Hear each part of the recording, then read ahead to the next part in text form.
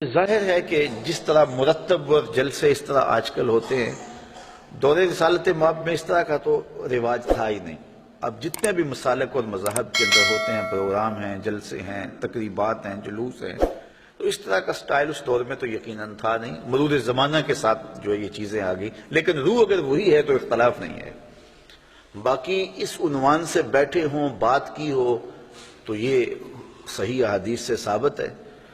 حضرت امیر معاویہ رضی اللہ تعالیٰ عنہ کی مرویات سے ہے کہ حضور علیہ السلام مسجد نبوی میں تشریف لائے تو صحابہ بیٹھے ہوئے تھے،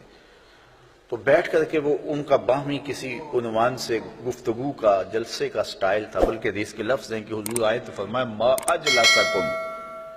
تم کیوں بیٹھے ہوئے ہو، تمہارے اس جلوس کا، بیٹھنے کا، جلسے کا کیا مقصد ہے؟ تو صحابہ نے جو جواب دیا وہ سننے کے قابل ہے۔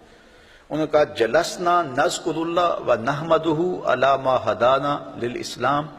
و من علینا بک، حضور ہمارے بیٹھنے کا مقصد یہ ہے کہ ہم اللہ کی حمد بول رہے ہیں، اس کی ثنا کر رہے ہیں، اس کا شکریہ ادا کر رہے ہیں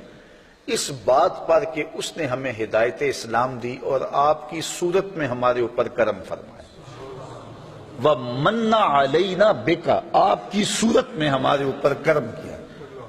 اور اگر اس کو حضرت حسان بن ثابت کے لہجے میں دیکھنا چاہو تو ان کے صریح لفظ یہ ہیں مَنَّ عَلَيْنَا رَبُّنَا أَن بَعَثَ فِينَا مُحَمَّدًا صلی اللہ علیہ وسلم، ہمارے رب نے ہمارے اوپر احسان کیا ہے کہ محمد عربی عطا کر دی۔ اور اگر اس کا اردو میں منظوم ترجمہ چاہو تو یہی ترجمہ ہوگا فضل رب العلا، اور کیا چاہیے، مل گئے مصطفیٰ، اور کیا چاہیے، من علینا ربنا ام بعث فینا محمد، تو انہوں نے کہا کہ ہم اس پر اللہ کا شکریہ ادا کر رہے ہیں کہ اللہ نے آپ کی صورت میں ہمارے اوپر احسان کیا ہے۔ جب صحابہ نے یہ بات کہی تو حضور مسکرا کے گزر جاتے، کہتے کہ اچھا کام ہے، اور اگر اچھا نہیں تھا تو روک دیتے، لیکن حضور فرمایا کیا صحابہ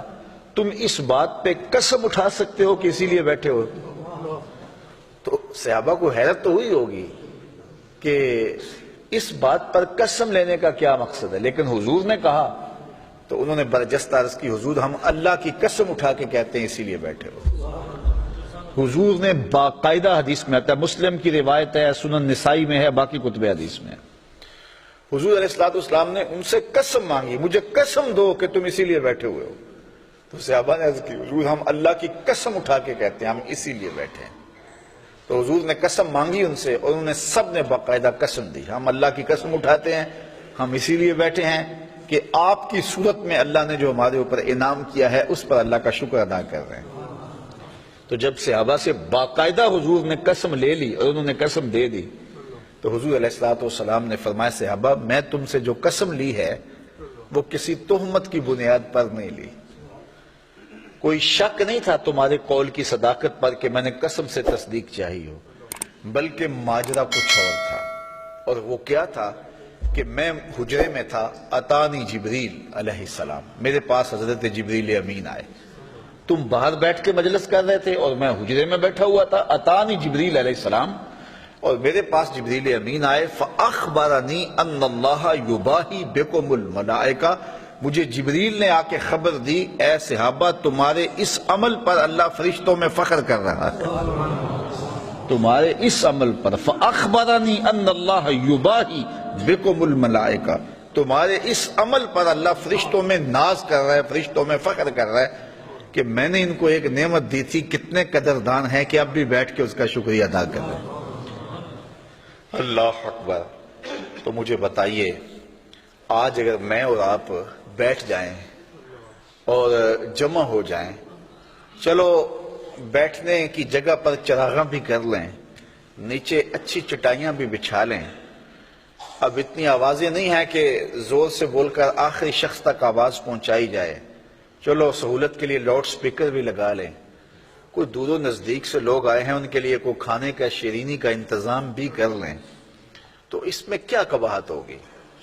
یہ کیا بالکل اسی مجلس کا تسلسل دکھائی نہیں دیتا؟ ہاں اگر ضد ہے تو اس پر بڑی باتیں کی جا سکتی ہیں اور کی بھی جاتی ہیں، لیکن اگر ضد نہیں ہے، انصاف کی نظر سے دیکھا جائے تو اگر اسی عنوان سے میں بیٹھ جاؤں اور آپ بیٹھ جائیں اور ہم جو ہے وہ اپنے رزق سے اس کے لیے کوئی دوستوں کے لیے اہتمام بھی کھانے کا کر لیں اور حضور علیہ السلام کی سیرت کو عنوان چھیڑ لیں، فضائل و مناقب کی باتیں کر لیں، تو اس میں کوئی قباحت نہیں ہوگی۔